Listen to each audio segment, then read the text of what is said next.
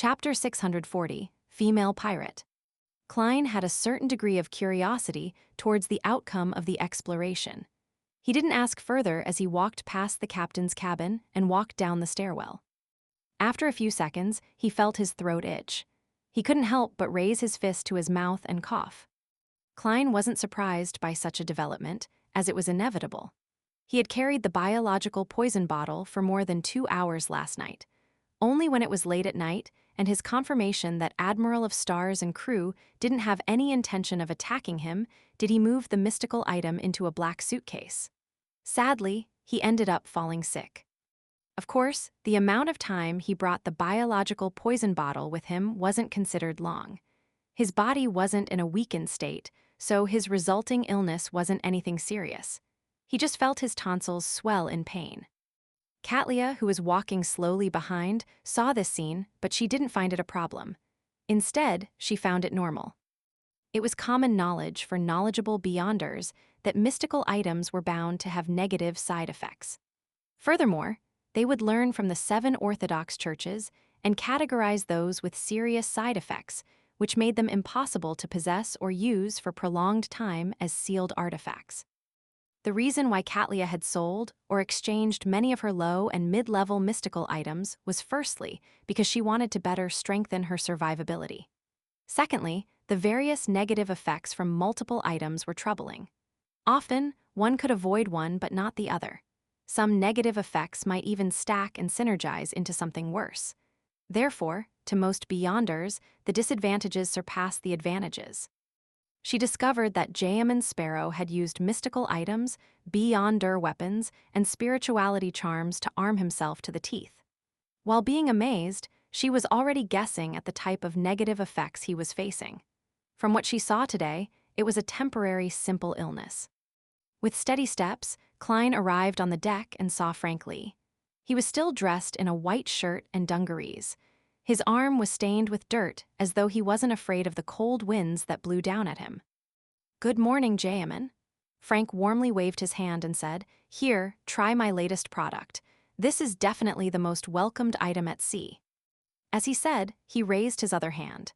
In it was a wide and fat fish of an unknown breed. "No, I don't want to know what monster you have cooked up this time." Klein paused in his footsteps as he looked at him with a cold expression. Frank Lee didn't discover any problems with his attitude. He pulled out a dagger from his waist and stabbed the fish before slicing a hole open. Blood flowed out and accurately landed in a large beer cup on the deck. It didn't emit any fishy smell. "Smell that? It's such an intoxicating alcoholic fragrance." Frank Lee half closed his eyes as he fervently said, "This is a fish who has red wine replacing its blood. As such, the wine contains lots of nutrients." Klein realized he was at a loss for words. Frank looked at the surrounding sailors in excitement before saying to Jayaman Sparrow, "Do you know what's the most troubling matter out at sea? That's when we run out of alcohol without being anywhere close to shore. As long as this kind of fish can rapidly reproduce and become the sea's primary produce, then we won't be lacking any alcohol no matter where we are. By the way, they can be categorized by species. Some will produce Lanty-proof, others Nepos, red wine, and beer. The beer needs to come from sharks or whales, otherwise there won't be enough. Isn't the most troubling matter the lack of water? Of course, all of you can use beer to replace water most of the time because it doesn't easily spoil. Those poor fishes." Klein was pondering over a response to Frank when Katlia came on deck. She walked past him and questioned her first mate. "Is Nenah done with her preparations?" "Yes, she has already finished a bottle of Nepos." Frank pointed at a shadow formed by the sails. "The so-called preparations are to drink a bottle of Nepos, a specialty of Fasak, the Nepos which can light a fire." Klein suddenly felt that Nenah, the lady mentioned by the first mate, was likely someone with Fasak blood. "Captain, I want a bottle of Sanya blood wine more." In the dark, a female figure slowly stood up and walked over. She was more than 1.8 meters tall.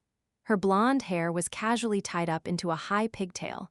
Her facial features weren't anything outstanding, but she had the striking traits of someone from Fasak. Her skin was fair and her eyes were dull. This lady named Nenah wore a black tight suit made of fish skin. The top and bottom seemed to be a one-piece, fully accentuating her stunning figure. Such a style was rather sexy to begin with. Nenah's breasts were also far above what was normal. It was obvious what the surrounding pirates were looking at.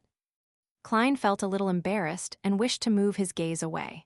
However, on second thought, Jayaman Sparrow was definitely not such an untried person. All he could do was empty his gaze and look straight at Nenah's face. Jayaman, this is our bosun Nenah. She's also the navigator's assistant. Haha, her sequence's name is Seafarer. Frank Lee still didn't hold back in his introductions. Apart from his research of crossbreeding, this poison expert is rather simple. I now recall that this lady named Nenah has a bounty of 3,600 pounds. Her nickname is Seabed Murderer. Sigh, after seeing so many bounty notices, there are some I can't immediately recall. Klein looked at Nenah's eyes and nodded calmly. Good morning, ma'am. Nenah held back her smile and sized up Klein. Good morning, Mr. Sparrow. I'm very curious if Vice Admiral Ailment is really as charming as the rumors say. As a female pirate who had mixed with low and mid-class people for extended periods of time, she was always very frank and direct towards both men and women. She didn't show any coyness. She had originally planned on asking Jayaman Sparrow if she was lacking in charm, or ask if he was the cold type, which resulted in her being completely ignored or him showing any reaction. But considering how the man standing before her was a powerful guy, an adventurer who nearly successfully hunted Vice Admiral Ailment, or a lunatic who could draw his gun and shoot at any moment, she rationally held back her jesting words. She switched to asking about Vice Admiral Ailment. How am I to answer you? Klein gloomily said, her bounty is extremely charming. Nenah was taken aback, somewhat at a loss for a response to continue the conversation. Hence, she turned to look at Admiral of Stars. Captain, do we begin now? Katlia, who felt her bounty flash through her mind for some baffling reason, nodded. Begin. Just as she said that, Nenah took large strides to the side of the ship. With her right hand supporting herself, she leaped into the sea, swimming downwards like a gigantic black fish. At the same time, there were a few splashes. A few sailors had jumped down as well to provide her aid. This, she begins at the mention of it, she didn't need any additional time to prepare. This lady has the temperament of the Church of Storms, as expected of a beyonder from the sailor pathway. Klein looked at the ship as he couldn't help but cough. You're sick, Frank Lee asked directly. Klein nodded slightly and said, a little. Frank thought for a moment. He didn't say a word as he rushed back into the cabin, his destination unknown. By the side, Katlia nudged her heavy glasses and smiled. Frank is a poison expert, but he's also an outstanding doctor. As expected of someone from the planter pathway. Klein didn't ask further as he stood there, awaiting Nenah's preliminary exploration. Seeing the sudden silence that became somewhat awkward, Katlia took a few steps forward and said, seemingly in passing, in another day, we will be leaving the Whaling Sea route. But we're at least a week from those waters, Klein thought before asking. That is if we follow the Whaling Sea route. In fact, this will lead further north and be more roundabout. I know of a secret sea route that can allow us to reach the waters you wish to go to in 2 to 3 days. Katlia's gaze looked at Klein's eyes through her thick glasses as though she wanted to tell how much he knew of the extremely dangerous waters. Klein considered and simply said, very good, that's exactly what I want.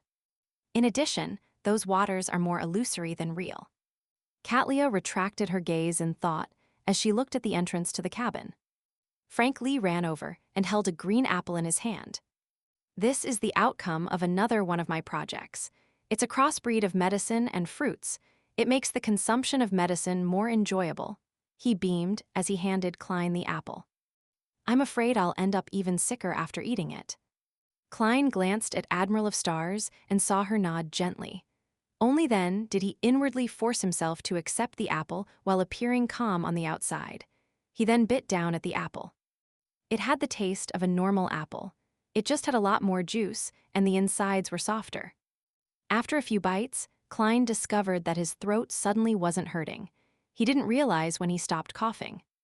I have to say that it's rather magical. As long as it doesn't involve animals and humans, Frank Lee is really a genius that should be taken seriously in the Church of Earth Mother. Unfortunately, he ultimately became a devil-like person.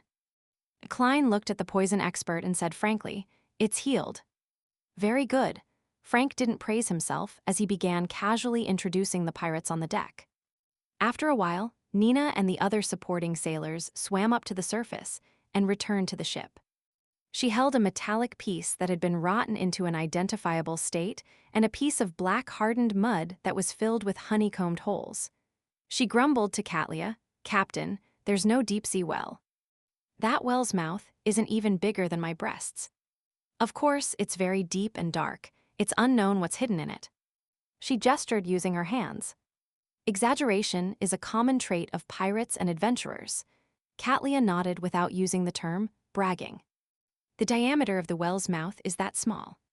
Klein puzzledly looked at the item in Nenah's hand, as he politely diverted his gaze from her body, which had streams of water flowing down.